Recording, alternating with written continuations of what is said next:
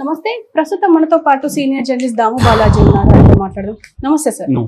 Sir, operation Sindoor లో భాగంగా పాకిస్తాన్ మీద భారత్ చాలా అగ్రెసివ్ గా వెళ్ళింది.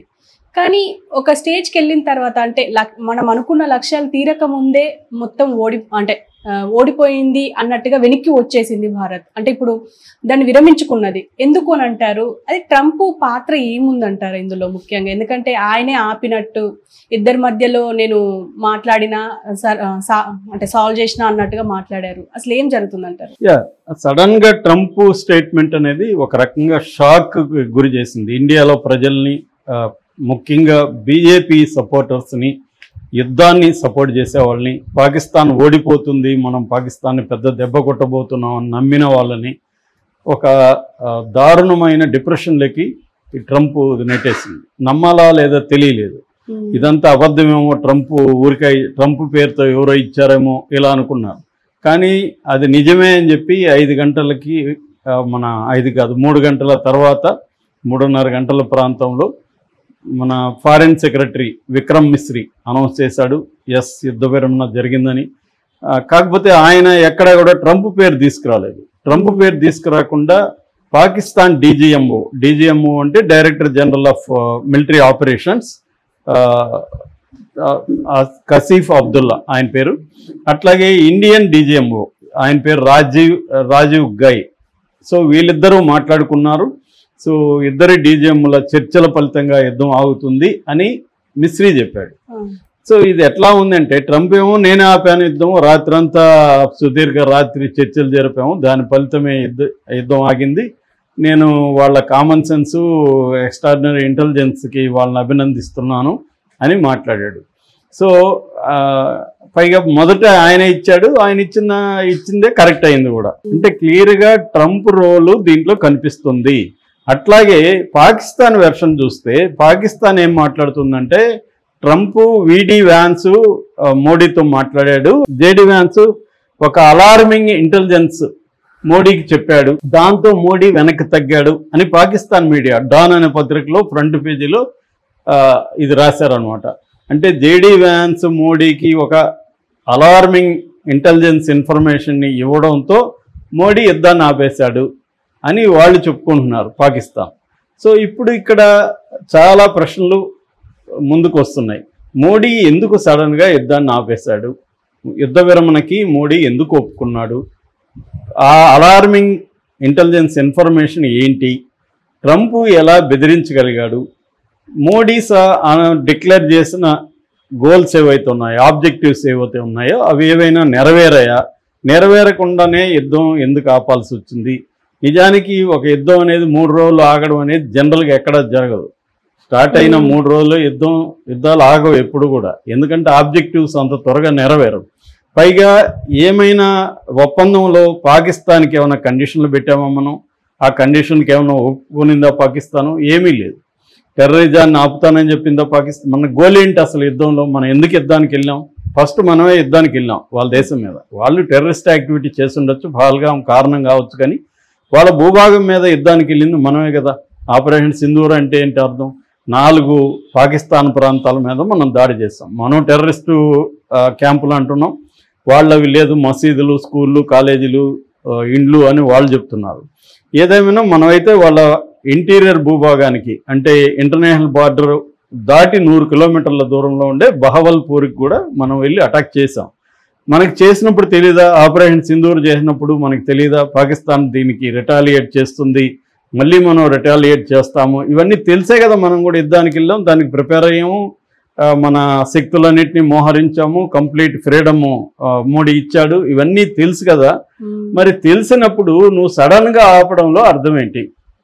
ఇది నిజానికి బీజేపీని సపోర్ట్ చేసే వాళ్ళందరినీ కూడా చాలా దారుణంగా డిప్రెషన్లోకి నెట్టేసింది.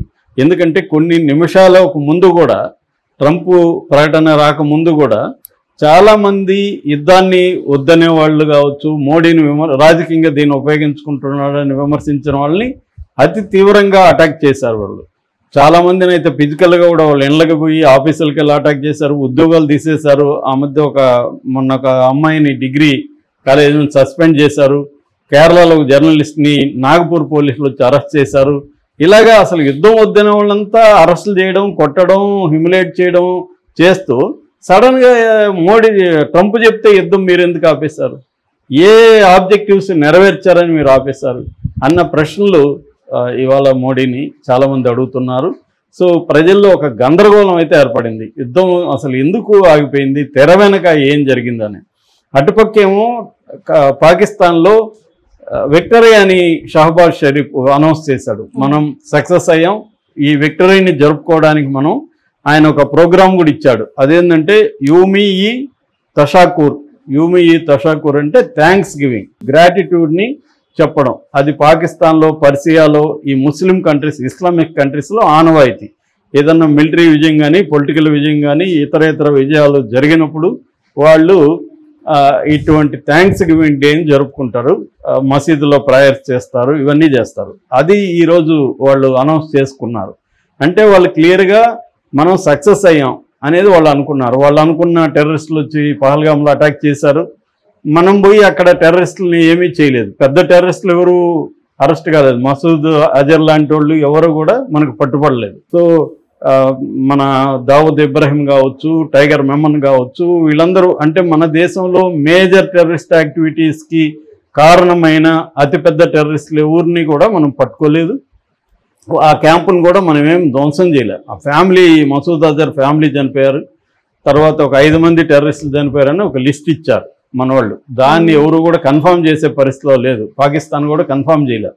నిజంగా వాళ్ళు చనిపోయారా లేదా తెలియదు మనకి, ఆ డెడ్ బాడీలు దొరికాయా లేదా ఏమి కన్ఫర్మేషన్ లేదు. ఒక 5, అది కూడా లేటుగా, చాలా విమర్శలు వస్తుంటే నిన్న అనౌన్స్ చేశారు 5 మందిని. సో క్లియర్గా మోడీ ఫెయిల్ అయ్యాడు, మోడీ ఆబ్జెక్టివ్స్ ఏవి నెరవేరలేదు, ఐడెంటిఫై చేయలేదు, ట్రేస్ చేయలేదు, వాళ్ళని చంపలేదు. సో అంటే పనిష్ చేస్తానండి, పనిష్ చేయలేదు. తర్వాత మట్టిలో కలిపేస్తాను వాళ్ళ దీన్నంతా అన్నాడు, ఏ మట్టిలో కలవలేదు. వాళ్ళేం చెప్పుకుంటున్నారు, మనం ఎట్లాగైతే వాళ్ళ ఎయిర్ బేసుల్ని 11 ధ్వంసం చేశామని నిన్న మనం అనౌన్స్ చేశాము, వాళ్ళ దీంట్లో కూడా చూస్తే వాళ్ళు కూడా అనౌన్స్ లిస్ట్ ఇస్తున్నారు, మన ఎయిర్ బేసులను ఎక్కడెక్కడ ధ్వంసం చేశామని వాళ్ళు చెప్తున్నారు. అలాగే మన మిసైల్స్ని, మన డ్రోన్స్ని వాళ్ళు కూల్చేసామని వాళ్ళు చెప్పుకుంటున్నారు. వాళ్ళ డ్రోన్స్ 400 డ్రోన్స్ వస్తే మనం కూల్చేసామని మనం చెప్పుకుంటున్నాం. ఇది జరుగుతుంది తప్ప యుద్ధంలో క్లియర్ ఆబ్జెక్టివ్స్ డిసైడ్ అయ్యి యుద్ధానికి వెళ్ళాం. ఆ క్లియర్ ఆబ్జెక్టివ్స్ నెరవేరక ముందే ఎందుకు విత్డ్రా చేసుకున్నాం, మోడీని అతను ఎందుకు భయపెట్టాడు. ఇంత యుద్ధం జరుగుతుంటే ఒక పక్క IMF ఇప్పుడే $1 బిలియన్ పాకిస్తాన్కి బెయిల్అవుట్ ఇచ్చింది. IMF అంటే అర్థం అమెరికానే, అమెరికా లేకుండా IMF లేదు. సో IMF అంటే అమెరికా ఇంత యుద్ధం జరుగుతుంటే ఒక పక్క $1 బిలియన్ ఇచ్చి మోడీకి వ్యాన్స్ ఫోన్ చేసి, JD వ్యాన్స్ ఫోన్ చేసి బెదిరించాడు అనేది వాళ్ళు చెప్పుకుంటున్నారు. సో క్లియర్గా లేదు అసలు ఎందుకు యుద్ధాన్ని ఆపామనేది మన ప్రభుత్వం క్లియర్గా చెప్పట్లేదు. కండిషన్ ఏంటి, పైగా ఇదేమి పేపర్ అగ్రిమెంట్ కూడా కాదు, ఓరలే. ఇంకా 12వ తేదీ మళ్ళీ కూర్చుంటా ఉంటున్నారు. పైగా ఇది పొలిటికల్ డిసిషన్ కాదు, వీళ్ళు చెప్పే ప్రకారం మిలిటరీ DGM వీళ్ళు కదా, DGMOలు ఇద్దరు కూర్చున్నారని చెప్తున్నారు. మరి పొలిటికల్ డిసిషన్తో కదా యుద్ధం ఆగాలి, ఎందుకు ఆపాలి యుద్ధం అనేది పొలిటికల్ డిసిషన్ ఉండాలి కదా, దానికి ఒక అగ్రిమెంట్ ఉండాలి. క్లియర్గా ఆబ్జెక్టివ్స్ ఇప్పటివరకు ఏం సాధించామని చెప్పాలి. అవేమన్నా చెప్పారా ఇప్పటివరకు? మన ఫారెన్ సెక్రటరీ కానీ వీళ్ళెవరు కూడా మనం ఏమి సాధించాం యుద్ధం వల్ల అనేది ఏమీ చెప్పలేదు. పాకిస్తాన్ మాత్రం మనం సక్సెస్ అయినాం, ఇండియన్ అగ్రెషన్ని మనం ధైర్యంగా ఎదుర్కొన్నాం.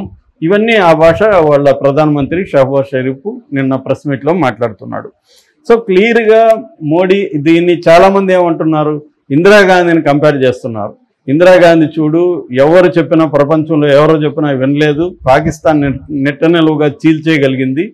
మోడీ ఇందిరాగాంధీ కంటే పుడింగ్ అనుకుంటున్నారు అందరూ. కానీ మోడీ పరిస్థితి ఏంటంటే 3 రోజులు తుస్తమనిపించి బిల్డప్లు ఇచ్చి నేను అది చేస్తాను ఇది చేస్తాను ప్రగల్భాల వాళ్ళకి చివరికి ట్రంప్ చెప్తే యుద్ధం ఆపేశాడు.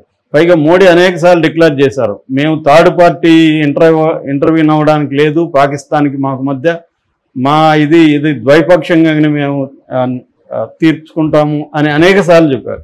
మరి ఇప్పుడు అమెరికా, ఒక పక్క అమెరికా పాకిస్తాన్కి F-16 విమానాలు ఇచ్చింది. ఇప్పుడు బెయిల్అవుట్ ప్యాకేజీలు 25ది, ఇది 24 బెయిల్అవుట్ ప్యాకేజీలు IMF ఇచ్చిందంటే అమెరికా ఇచ్చినట్టే. పైగా అమెరికా ఏముంటుంది, పాకిస్తాన్ని అది విక్టిమ్ ఆఫ్ టెర్రరిజం అంటుంది. పాకిస్తాన్ టెర్రరిజాన్ని ప్రోత్సహిస్తుంది, టెర్రరిజాన్ని ఇచ్చేస్తుంది మనం చెప్తున్నాం. అమెరికా మాత్రం అది పాపం విక్టిము, అది టెర్రరిజానికి బలవుతుందని అమెరికా చెప్తుంది.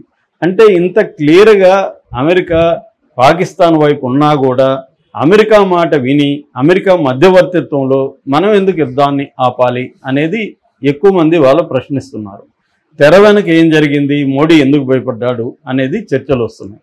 అయితే ఇక్కడ రెండో వెర్షన్ చూసుకుంటే మనం మోడీకి సపోర్ట్ చేసేవాళ్ళు కొంతమంది ఏం మాట్లాడుతున్నారంటే అసలు యుద్ధం మనం కోరుకోలేదు, మనం అసలు ఎందుకు వెళ్ళాం, ఆపరేషన్ అది ఎందుకు స్టార్ట్ చేసామంటే పదే టెర్రరిజాన్ని మన దేశంలో వాళ్ళు ప్రోత్సహిస్తూ మన ప్రజల్ని మిలిటరీని చంపుతున్నారు కాబట్టి దీనికి బుద్ధి చెప్పడానికే మనం ఆపరేషన్ సింధూర్ చేసాము. అది కూడా మనం నాన్ మిలిటరీ నాన్ సివిలియన్ వాటి మీదే మనం చేసాము, అటాక్ చేసాము. కాబట్టి మనం యుద్ధాన్ని కోరుకోలేదు. కానీ పాకిస్తాన్ మన మీదకి ఏ స్థాయిలో అటాక్ చేసిందో మనం దానికి రివర్స్గా రిటాలియేటర్గా మనం చేసాం తప్ప మనం యుద్ధాన్ని కోరుకోలేదు. కాబట్టి యుద్ధం ఆపేస్తామని పాకిస్తాన్ ఒప్పుకున్నప్పుడు మనం ఆటోమేటిక్గా ఆగిపోయాం. మన యుద్ధాన్ని కోరుకొని ఉంటే కదా, మనకి అది లేదు కదా అని వీళ్ళు చెప్తున్నారు.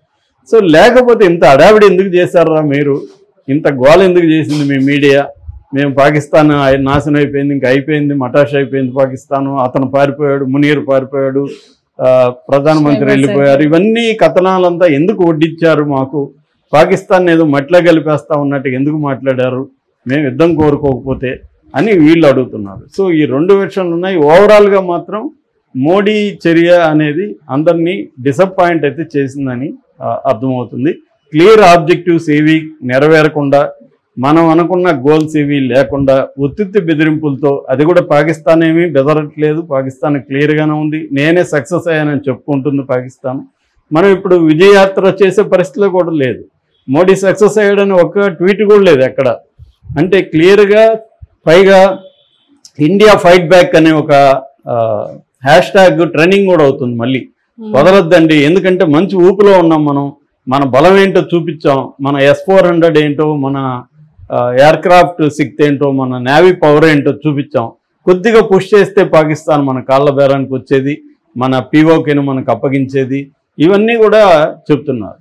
కానీ ఎక్కడో మోడీ ట్రంప్ బెదిరింపులకా లేకపోతే ట్రంప్ దేనికి సరెండర్ అయ్యాడని తెలియదు. ఈ అలార్మింగ్ ఇన్ఫర్మేషన్ ఏందనేది కూడా చెప్పాలి.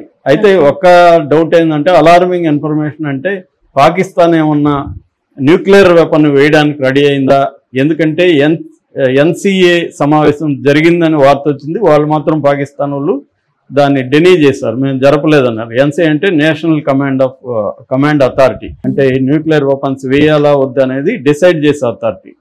సో అది వ్యాన్స్ చెప్పాడా మోడీకి, ఇట్లా వాళ్ళు న్యూక్లియర్ వెపన్ ఇవ్వబోతున్నారు, మాకు ఇన్ఫర్మేషన్ ఉంది అని మోడీకి చెప్తే మోడీ ఆపేస్తాడా?